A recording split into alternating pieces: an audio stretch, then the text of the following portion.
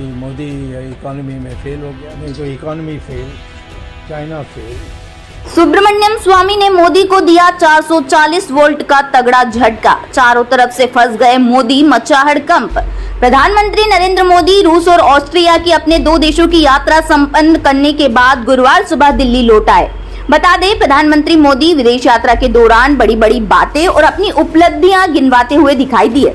दरअसल प्रधानमंत्री नरेंद्र मोदी ने रूस के मॉस्को में भारतीय समुदाय को संबोधित करते हुए कहा कि सरकार एक लक्ष्य, तीसरे टर्म में भारत को दुनिया की तीसरी सबसे बड़ी इकोनॉमी बनाना। पिछले 10 वर्षों में देश ने विकास की जो रफ्तार पकड़ी है, उसे देखकर दुनिया हैरान है।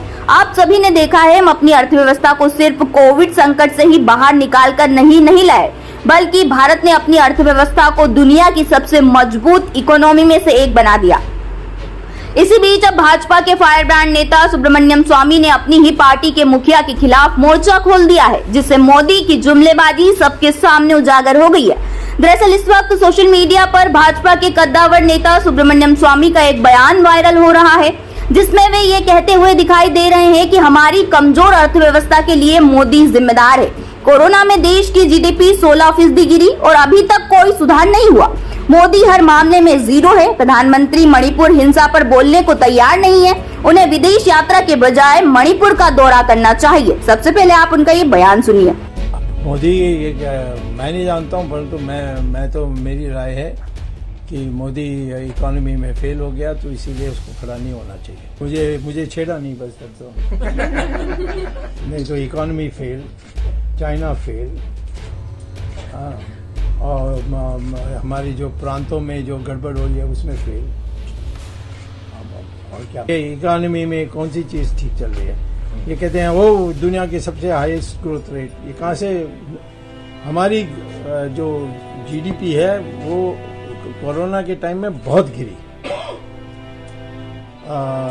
16% गिरी। अभी तक वो ऊपर नहीं आ पाई, बाकी देशों में सब ऊपर हो गए। तो अब जो भी थोड़ा कुछ हमारी ग्रोथ रेट छोटा मोटा है, वो बड़ा चढ़ा कर दिखाती है जब आप बॉटम से। अब इंटरनेशनल क्या है, कौन है, मैं भी जाता हूँ बाहर, तो मुझे ये कोई बड़ी चीज़ नहीं है। मैं तो सोचता हूँ देश के अंदर तुम जाओ मणिपुर में, वहाँ जाकर पैर छुआओ, फिर मैं विश्वास करने के लिए बोलूँ। भाजपा के नेता जिस तरह से अपनी ही पार्टी के मुखिया के खिलाफ बयान दिया है, इससे मोदी अपने के बीच ही घिरते हुए दिखाई दे रहे हैं। विपक्ष के साथ साथ अब भाजपा के नेता भी मोदी की मनमानी पर सवाल उठा रहे हैं, जिससे मोदी ब्रिगेड की उल्टी गिनती शुरू हो गई है और भाजपाइयों में हड़कंप मचा हुआ है। बहरहाल स्वामी के इस बयान को लेकर आप क्या सोचते हैं, कमेंट बॉक्स में कमेंट करके जरूर बताएं।